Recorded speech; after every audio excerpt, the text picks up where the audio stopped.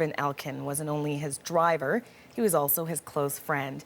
And he joins me now to discuss Muhammad Ali's legacy. Can you first tell me on this day, as we know that people will be mourning and he'll be laid to rest, what's running through your mind? Oh, I'm so sick. I'm so sad. He was such a wonderful person.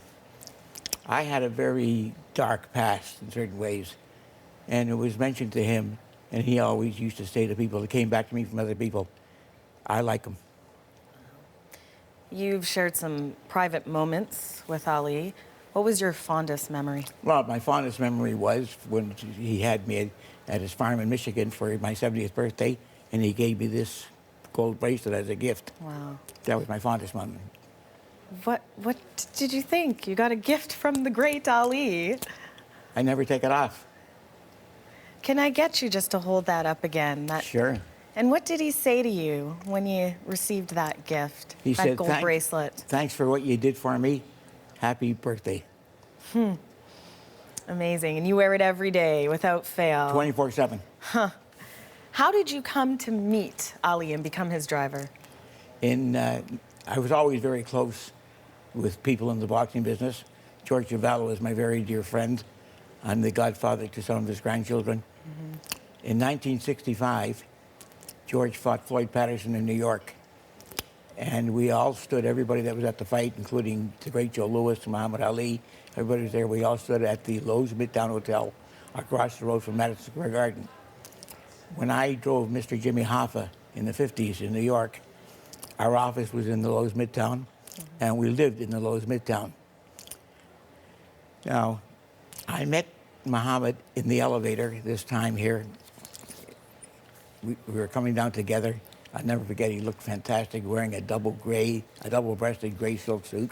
Dressed sharply. Beautiful. Yeah. And we got in the lobby, there was a lot of people there, and I introduced myself, and I said, I always drive George Chuvalo.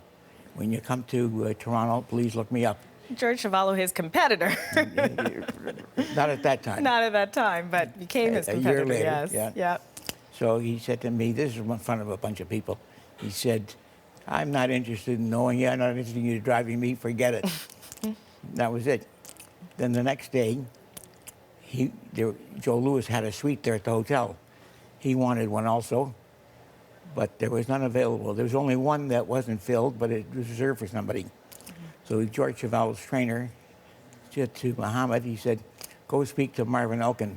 He knows him at this hotel very well. He used to live here and he used to work here. So they asked me, and I went over and I asked for it, and he got it. Wow. And he came over to me and he put his arm around me. He says, you know what happened in the lobby the other day? I was just joking. So I said, yeah, I know that.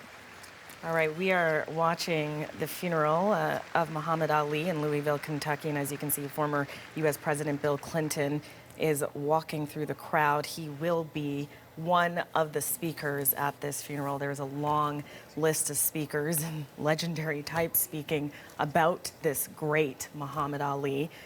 Marvin, I want to ask, I mean, Muhammad Ali had many Canadian connections, but there was that moment that he was in the Sky Dome and he was being celebrated.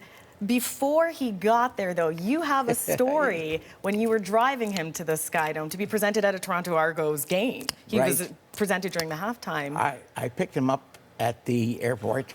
He came in on the Coca-Cola jet. We're looking at the visuals now of that halftime presentation, by the way, but continue with the story. Sure. And it was a Sunday, and it was a very sunny day.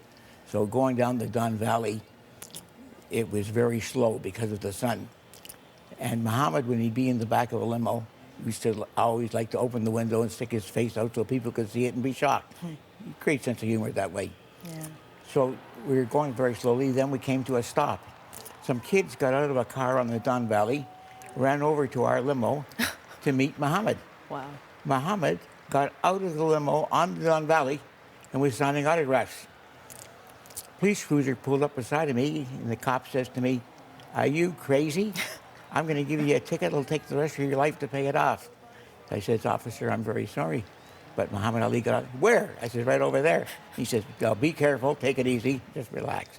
Wow, it's a true testament of just how accessible he was. He was the people's people.